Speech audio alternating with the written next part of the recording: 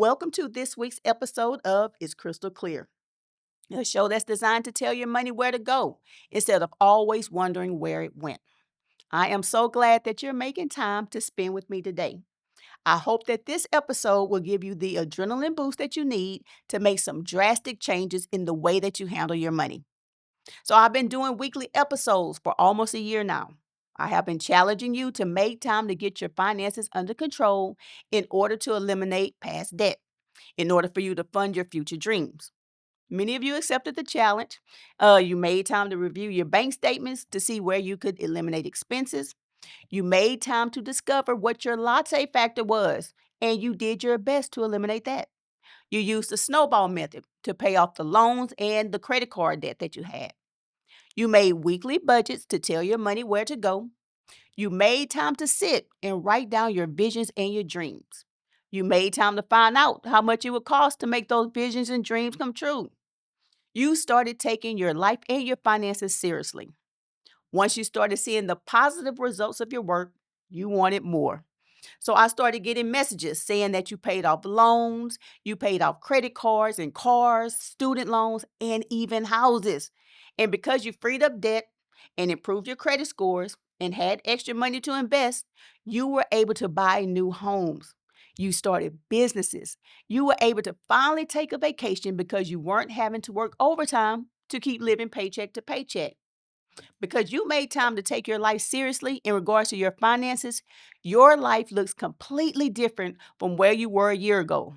Life was lifing, but it didn't stop you from staying focused and determined to free yourself from that mountain of debt. To you, I say congratulations. I can feel the liberation, the freedom, the relief that you feel. I can see the stress roll off your back. I can see the sense of accomplishment in your smiles. That is truly something to be proud of. But just because you paid off that debt and have the extra money in your account, that doesn't mean that you can stop there. You still have plenty of work to do. And in order to get there to the next level, today's episode is going to remind you to stay focused so you can do what you have to do to get there. Now, on the flip side, there are those of you who, for whatever reason, you haven't even started yet. Where you were at the beginning of this journey is where you still are now. Life lifed you, and you haven't been able to get out of that rut that you've been in. You've told me that you lost your job or you're having a hard time finding another job. You told me that the hours at your job been cut, but your daily expenses have increased. You've told me that you're really going to start in a few days, but that's been every single time that you see me in person for a year. No matter what your reason is, another year will pass by and you're going to still be in the same situation or even worse. I really do hope that today's episode will ignite the fire you need to go extreme, to do what you need to do to break free, no matter which group you're in. I hope today's episode will inspire you to live the life that you were created to have. Today's episode is called Willie's New Home. All year long, many of you have been a part of the challenge to eliminate as much debt as possible, including many people in my church and my community. So recently, my church celebrated its 130-year anniversary. Our theme was homecoming, similar to the homecoming celebrated in football. We did the same thing. We had a night in the press box where our pastor met with specific leaders and community partners to give out pertinent information in regards to our church's involvement in the community. We had a night called the End Zone, where we sponsored a fall festival and carnival for our community children to have a night filled with fellowship, food, and fun. We had a parade, which was a prayer walk that started at 6 in the morning, where we walked our campus many times and we prayed intentionally about our personal lives, our family lives, our church life, and our spiritual life. We had a huddle where some of the country's most dynamic preachers came to teach us about leadership and taking our goals to the next level in order to build God's kingdom. And what's a homecoming celebration without a pep rally with a bonfire? But our bonfire was no ordinary bonfire. This bonfire was designed to celebrate those who were part of this platform, who eliminated debt. This bonfire was designed to burn notes. Many of you who watch this podcast and implemented what I taught y'all in each one of the episodes, y'all were present that night, standing on the altar surrounding a fire pit, while our pastor and his wife, who paid off all of their debt too during this challenge, announced that we had eliminated, wait for it, $2,298,000, $602.10. $2,298,602.10. Y'all, the sanctuary was electrified. The audience cheered. Families cried hysterically. And we celebrated and thank God for helping us pay off debt. Y'all, that feeling was indescribable. The whole homecoming celebration was just monumental. But in order to have that type of success happen for an event, you have to have a competent team to pull all the pieces together behind the scenes. So I work behind the scenes with many of my church family, including my longtime buddy and friend, Willie Broussard Jr. Willie and I worked together on projects for over 10 years, maybe even 15. We went to events together all the time as each other's plus one. This happens so often that we joked and said we might as well be married because we're always escorting each other. We even went so far as to start calling each other hubby and wifey. We always worked on events together, and this homecoming celebration for our church was no different. 5 days, running into each other, cracking jokes, passing off assignments to each other. Him is excited about the new things that was happening in his life. He was in school working on his master's degree. He was scheduled to graduate in a couple of months, which would have opened up a door for new career opportunities and more money. He was excited to purchase his first home and had me working with him behind the scenes to make that happen. For years, he's been telling me his plans to finish school, to figure out where in the world he wanted to settle down and buy a home, and to start making a living. He kept on trying different things to see what felt right, to see what would make him say, yeah, this is it. When I talked to him during the homecoming celebration, the excitement was in his voice and the smile was on his face as he caught me up on all the new developments. It made me feel that hubby was at the point in life where he was about to say, yeah, this it. Sunday morning, we ran into each other as we rushed to get into our places for church. We hugged and we cracked a couple of jokes. He said after church, he was going to head to his family's house to spend time with them before he headed home. Monday, he was running errands and knocking things off his to-do list, making plans for the move into his new home.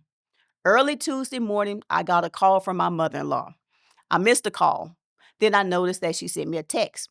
The text said, "Was that your Willie Broussard?" I had no clue what she was talking about, so I called her back. She went to explain that the night before, he may have suffered from a medical emergency while he was driving and he ended up crashing. He didn't survive. I told her that that could not be him because we were just clowning 2 days before. He was about to graduate and we were working on him buying a new home. After I hung up with her, I called his phone and it rung and it rung and it rung. And then it went to voicemail. A few minutes later, I got word that it was my Willie Broussard. Y'all, hubby had died. I had to go sit outside so I could wrap my head around what was going on. Over the past 5 days, we saw each other every day. We were joking, we were clowning, we were planning. He was excited about moving into his new home soon. Never in a million years would I have thought that just one day later, he would move into his new home, all right, his eternal home with God. I sat outside and I thought, trying to wrap my head around what was going on. He had a lot of plans. He had more that he wanted to accomplish in his life. And now it just never would happen. And as I sat outside thinking, I started thinking about my life. And I actually started thinking about yours, the crystal clear viewers. And other thoughts that we had sparked today's episode. We all have plans on what we're going to do tomorrow. We keep putting off work we need to do today, saying we will get to it tomorrow. And if you think about it, that's pretty arrogant of us to assume that God is going to give us another tomorrow. We were created to fulfill specific assignments given to us by God. Every single one of us has our own particular assignment, which is to use our time, talent, and treasure to make this world heaven on earth, and to let everyone know who can hear the sound of your voice about God's desire to have them loved and worship and fellowship with Him. And we're only given so much time to do it. But many of us are going to miss our chance to fulfill our assignment because we're off track, headed in the wrong direction. We're broke. We're living paycheck to paycheck. We're having to work overtime to earn money to pay bills. We're struggling. We're drowning in debt. We're blowing money on unnecessary purchases. We're being distracted by little green slips of paper and little plastic cards. We're focusing on buying and shopping and spending and swiping. We're depressed because we have more month left than money at the end of the month. We're headed in the wrong direction and we're running out of time. I want everybody to simply stop and make time to find out, what does God want you to do for Him while you're alive? I'm pretty sure it's not buying another pair of shoes on your credit card and taking 5 years to pay it off. I'm pretty sure it's not overworking to get a paycheck that's not enough to pay your expenses.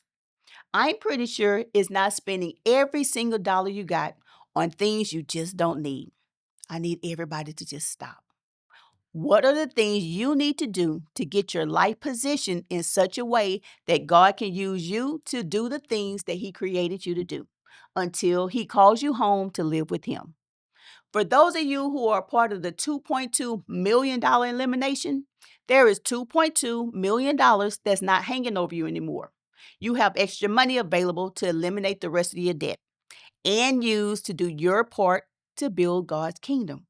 But you're going to have to stay focused and not get back in the financial rut that you were in earlier this year.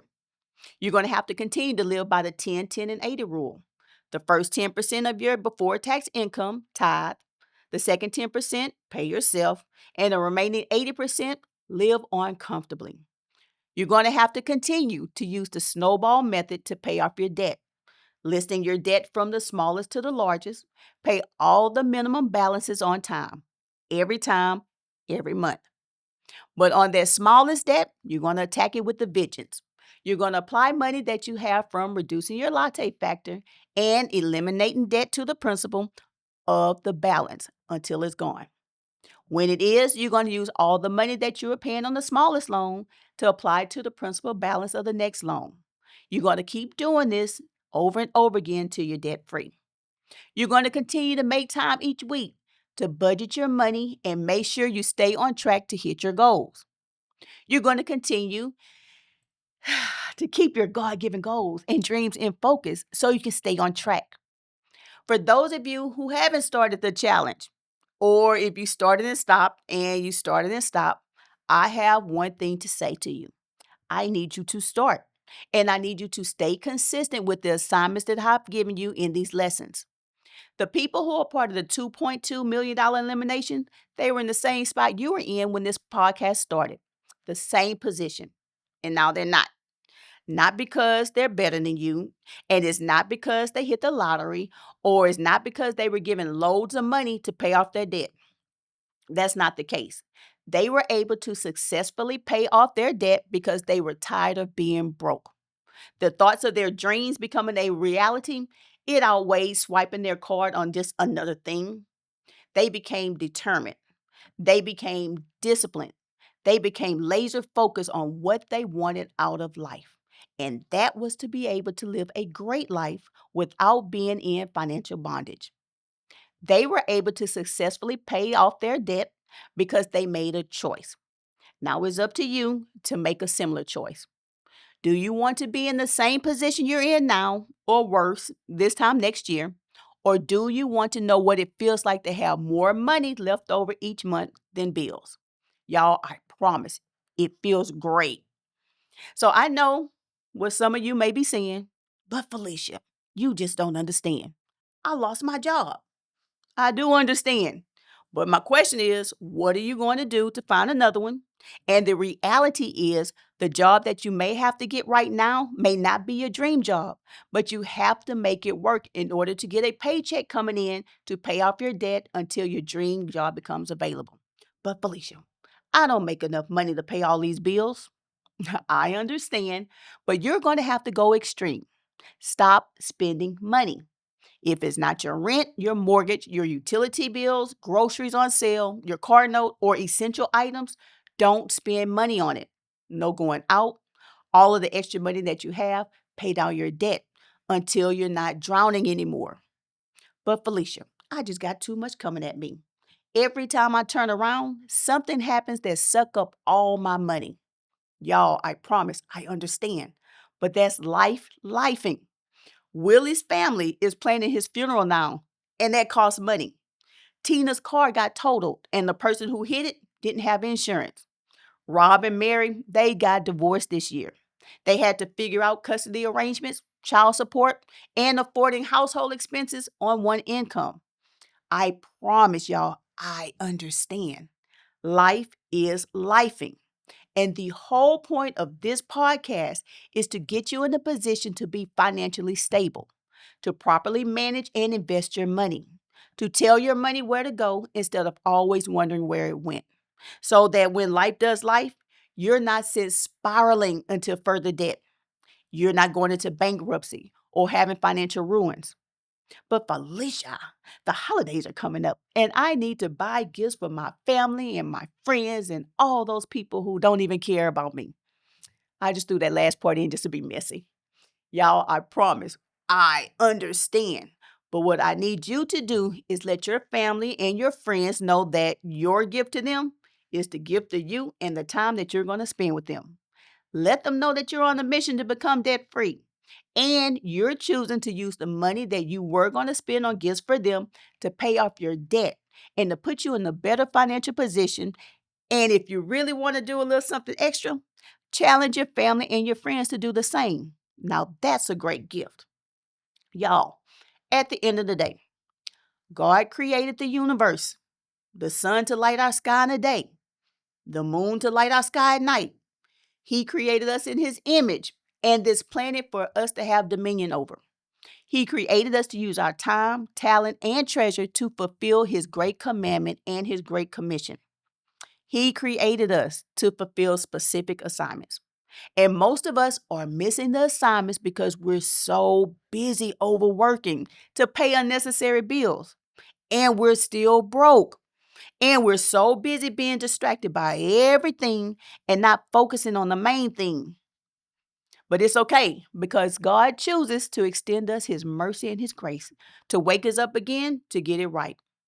I saw Willie Broussard every day for 5 days straight, working behind the scenes to make our church celebration great to honor God. Hubby had plans.